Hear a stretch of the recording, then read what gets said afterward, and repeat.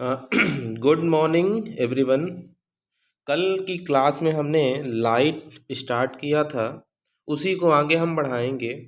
ठीक है, जैसे कि कल हमने डिस्कस किया था रिफ्लेक्शन। तो रिफ्लेक्शन क्या होता है कि किसी भी किरण का किसी सतह से आके टकराना और टकरा के पुनः उसी माध्यम में वापस लौट जाना क्या कहलाता है? प्रकाश का परावर्तन कहलाता है। परावर्तन के समय हमको ये ध्यान देना होता है कि परावर्तन के समय आपतन कोण और परावर्तन कोण का मान बराबर होता है, यानी कि कोण आई और कोण आर का मान बराबर होता है। ठीक है, जैसे कि आप देखेंगे कि इस दर्पण में, जो समतल दर्पण है, इस दर्पण में एक इंसिडेंट रे आई हुई है और वो टकराने के बाद रिफ्लेक्ट हो गई है। और जैसे ही रे रिफ्लेक्ट हुई है, ये इंसिडेंट आई है, एक इंसिडेंट रे है जो आई हुई है और टकराने के पश्चात यहाँ पे रिफ्लेक्ट हो गई है। तो यहाँ पे हम ये देखेंगे कि आपतन कोण और परावर्तन कोण दोनों का मान बराबर होता है, दोनों का मान बराबर होता है। अब परावर्तन के कुछ नियम हैं। परावर्तन के नियम हैं जैसे कि आपतित किरण, अभिलंब और परावर्तित किरण तीनों एक ही तल पे होंगे। अगर हम देखेंगे कि जैसे कि नियम बोला है आपतित किरण, परावर्तित किरण और अविलंब तीनों एक ही तल पे होंगे, तो देखेंगे कि एक यहाँ पे पॉइंट बन रहा है। इस पॉइंट पे इंसिडेंट रे आ भी रही है, इसी पॉइंट से इंसिडेंट रे वापस भी जा रही है और इसी पॉइंट पे अविलंब भी है। ठीक है, सबसे मेजर बात ध्यान देना है, जो न्यूमेरिकल में हम तो समझेंगे ही कि जो आई और आर की वैल्यू है,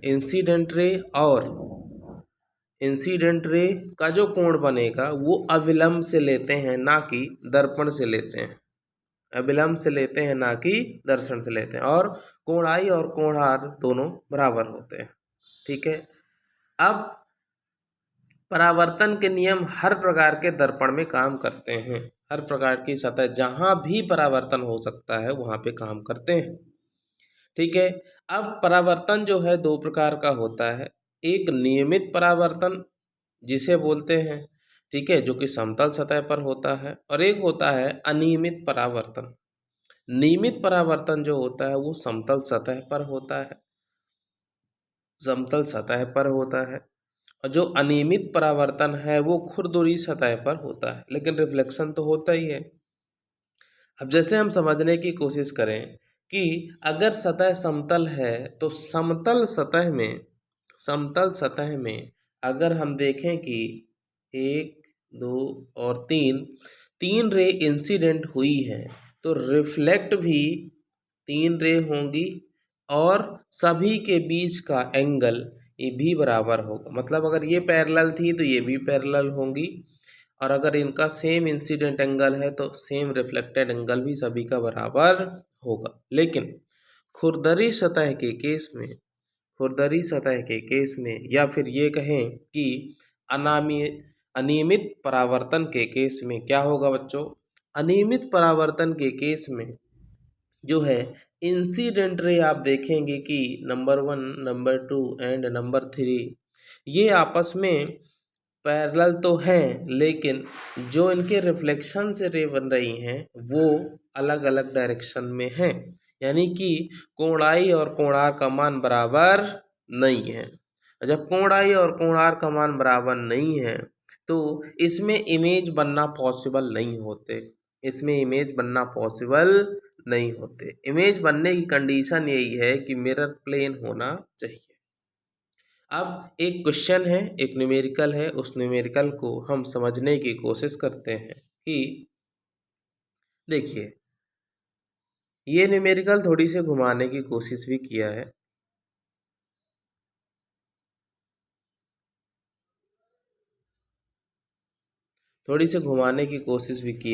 कि प्रकाश की एक किरण समतल दर्पण से 20 डिग्री का कोण बनाते हुए टकराती है।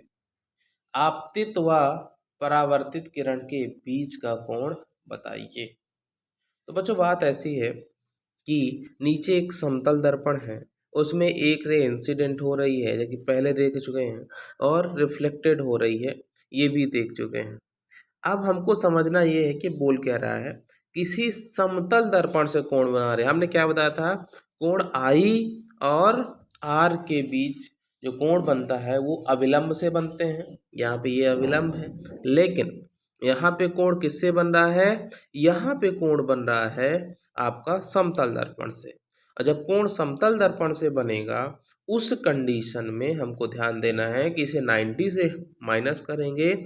जैसे ही 90 से माइनस करेंगे 70 आएगा, और ये 70 क्या है बच्चों, ये 70 क्या हो गया, कोण आई की वैल्यू हो गई, एंगल आई की वैल्यू हो गई। जब आई 70 है तो हमने बताया था आई और आर बराबर होंगे, तो आर भी 70 होगा। तो पूछा क्या है, आपतित और परावर्तित किरण के बीच का कोण बताइए। तो आपतित और परावर्तित किरण के बीच का कोण कितना हो जाएगा, 70 + 70 यानी कि 140 will be your answer. Thank you बच्चों।